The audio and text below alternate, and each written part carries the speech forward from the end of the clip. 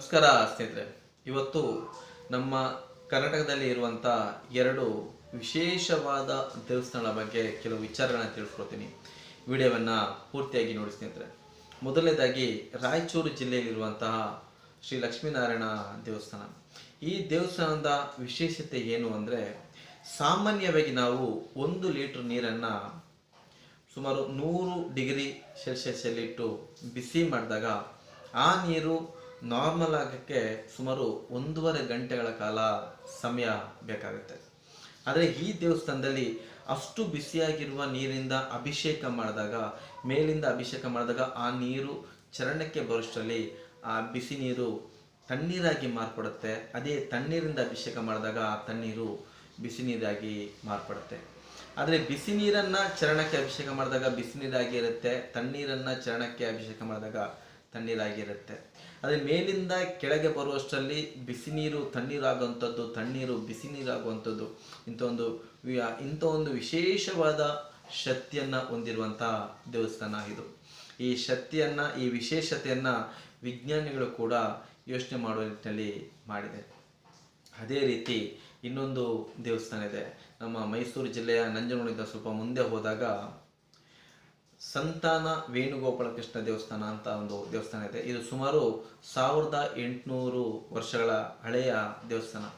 ಈ ದೇವಸ್ಥಾನದ ವಿಶೇಷತೆ ಏನಂದರೆ, ಮದುವೆಯಾಗಿ ಯಾರಿಗೆ 3-4 ವರ್ಷ 5 ವರ್ಷ ಮಕ್ಕಳಿಲ್ವೋ ಅಂಥವರು ಈ ದೇವಸ್ಥಾನಕ್ಕೆ ಹೋಗಿ ಅವರು ಅಲ್ಲಿರುವಂಥ ಅರ್ಚಕರು ಹೇಳುವ ರೀತಿಯಲ್ಲಿ ಕ್ರಮಬದ್ಧವಾಗಿ ಆ ಪೂಜೆಯನ್ನು ಸಲ್ಲಿಸೋದ್ರಿಂದ ಆದಷ್ಟು ಬೇಗ ಮಕ್ಕಳು ಆಗುವಂತಹ ಸಾಧ್ಯತೆಗಳು ಹೆಚ್ಚಿನ ಜನಕ್ಕೆ ಇದನ್ನು ಈ ರೀತಿ ಆಗಿದೆ, ಒಳ್ಳೆಯದಾಗಿದೆ ಅನ್ನೋದನ್ನು ಸುಮಾರು ಜನರು ಹೇಳಿದ್ದನ್ನು ಕೇಳಿದ್ದೇನೆ.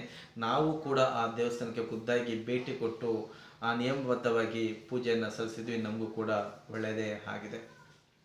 ನಮ್ಮ ದೇಶದಲ್ಲಾಗಿರ್ಬೋದು, ನಮ್ಮ ರಾಜ್ಯದಲ್ಲಾಗಿರ್ಬೋದು, ಇಂಥ ಅನೇಕ ಶಕ್ತಿಯುಳ್ಳಂತಹ ಅನೇಕ ವಿಶೇಷತೆಯನ್ನು ಹೊಂದಿರುವಂತಹ ದೇವಸ್ಥಾನಗಳಾಗಿರ್ಬೋದು, ಅದ್ಭುತ ವಿಚಾರಗಳು ನಮ್ಮ ದೇಶದಲ್ಲಿ, ನಮ್ಮ ರಾಜ್ಯದಲ್ಲಿ ಇದೆ.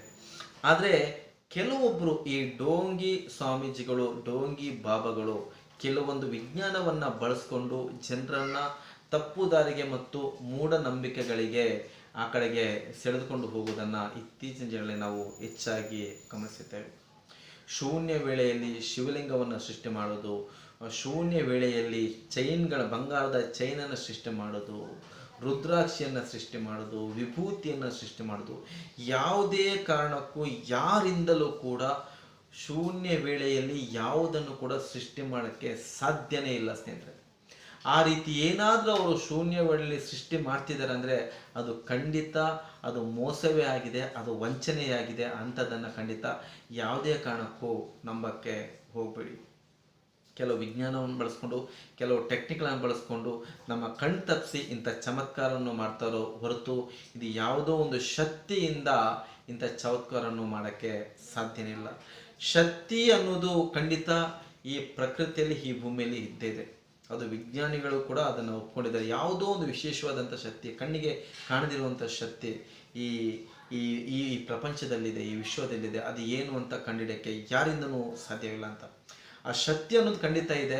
ಆ ಶಕ್ತಿಯನ್ನು ನಂಬಬೇಕು. ಅದು ಅವರಿಗೆ, ಅವರ ಅನುಭವಕ್ಕೆ ಅದು ಖಂಡಿತ ಬಂದೇ ಬರುತ್ತೆ.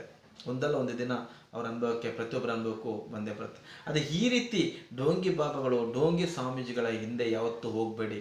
ಅದು ಯಾವತ್ತೂ ಕೂಡ ಅಸಾಧ್ಯವಾದದ್ದು. ಶೂನ್ಯ ವೇಳೆಯಲ್ಲಿ ಯಾವುದನ್ನು ಕೂಡ ಯಾರಿಂದಲೂ ಸೃಷ್ಟಿ ಮಾಡೋಕ್ಕೆ ಸಾಧ್ಯನೇ ಇಲ್ಲ ಸ್ನೇಹಿತರೆ.